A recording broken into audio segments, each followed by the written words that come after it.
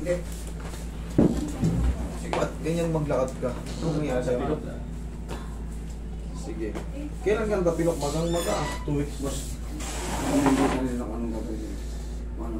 Orto ka mo. Yung ano eh, sa YouTube niya kay yung kamukha ni Apex. Ganun din yung tapila ko, yung nakatingkad. Ay, yung ano? Ang tawag ito? Yan yung tinatawag kong rare na tapilok eh. Yung pa ganito. Ang common kasing tapilok, ganito. Ano siya? Okay. Sige, Pinakita niya yung picture doon, magang-maga. Ganun din yung sa akin. Hindi ko rin may lakad yun. Hindi may lakad o ganun. Pero Lakad ka? Okay na siya. Ano ko lang. Hindi ko talaga mabing masyado. May matitira. Idol, lusog ka ako dito. Patangkat ka pala. Anong height mo ngayon, Idol? Lusog ka konti. 6 flat? 6 flat. Yan, sakto yan. Yan. 2 linggo na, kita mo naman kung gaano kalaki, halos kalahati lang yung dito mo. Mas malaki yun nung ano eh. Mga 4 days pa yun, laki. Ang tapilok mo yung patingkayan. Oo, tapos pag ganun. Yun yung tinatawag na rare ng tapilok kasi yun. Pati dito, masakit. Oo, magayan. Pati dito. Pati mga daliri ko. Eh, kita mo naman yung paa natin. Ang karamihan, ang kadalasan kasi tapilok yung pag ganun. Yung pag ganito. Pero pag natapilok ka ng pag ganyan, naku, ilan yung mga joint na may stress, oh. Ang dami, kaya sobrang sakit. Yun ang kaya sinasabi ko. Kasi bibihira yung ganitong tapilok, rare. Kadalasan ganun. Masakit yung paharap eh. Kaya kita mo, hindi ka halos, hindi mo mailapat ng todo. Medyo masakit to, pero kaya naman yan. Kayang-kaya mo yan. Gagaan na yung paa mo. Tayo pa isang tissue eh. Medyo malaki yung paa ni Sir, baka dumulas.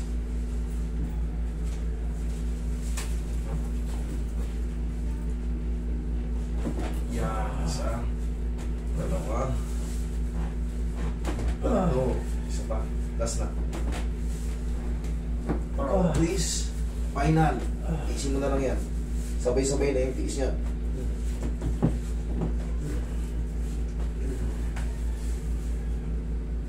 Okay. Kikirot siya na parang natapilok ulit. Ganun ang pakaramdam yan. Ganun o.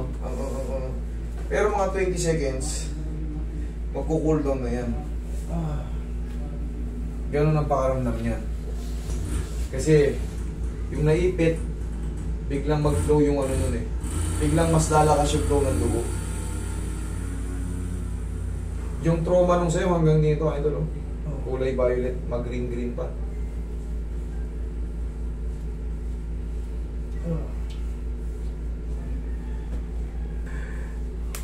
Biglang ano yun eh. Biglang putok yung kirot. Kailangan malakas ang ano mo rito. Iba, nahihimatay pa sa ganito.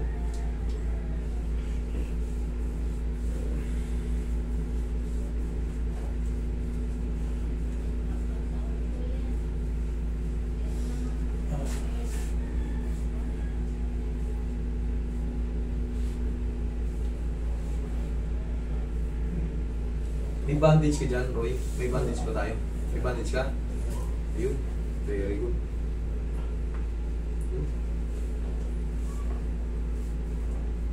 Pagdating sa bahay, pwede nga tanggalin yung bandage. Tanggalin mo yan pag matutulog ka na. Ito mo na tanggalin kasi hindi pwedeng wala ka namang open wounds eh. Kailangan pag natutulog tayo. Tapos para mabilis matanggal yung maga, i-elevate mo. Mamaya tuturuan kita kung paano. Kasi ito, hindi naman kagad mawawala yung paga. Ito mga ilang araw pa.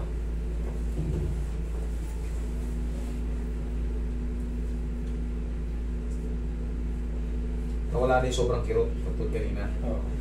Gumagano yun. Ganun ang pakiramdam na na-adjust. Bigla kasing sisingaw yung ano eh. Kumbaga yung parang yung dugo na daloy.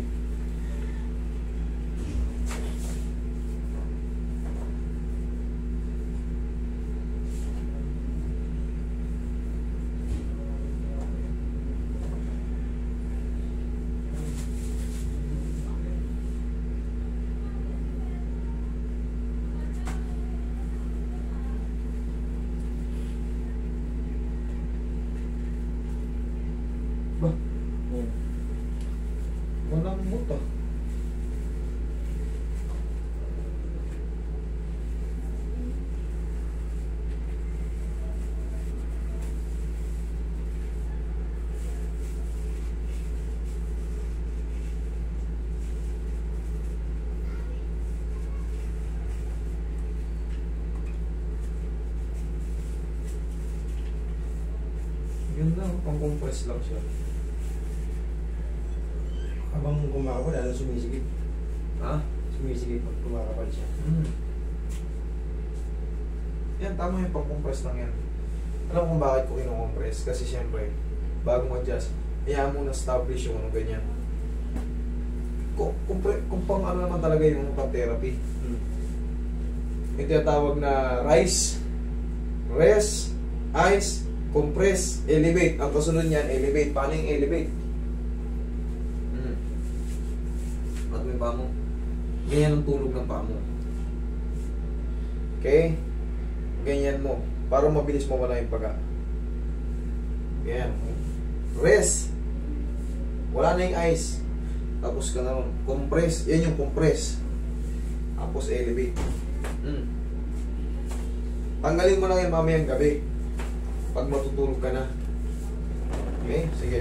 Tayo ka. Tingnan mo ngayon kung ano yung difference.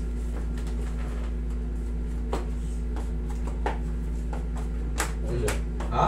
Okay siya. Ayos ah. Oo. Kita mo. Pwede na ulit next week. Pwede na. Hindi, pahinga ka muna. Medyo malaking tao kasi rin. Medyo... Mabigat no? Oo, pag yung impact niya, sayang yung ano. Magagalaw yan. Pero kita mo. Di ba? Oo. Ay, gaganon-ganon yan ah. Gawin kalupit. Ang adjustment natin. Sige, sir. Thank you, thank you.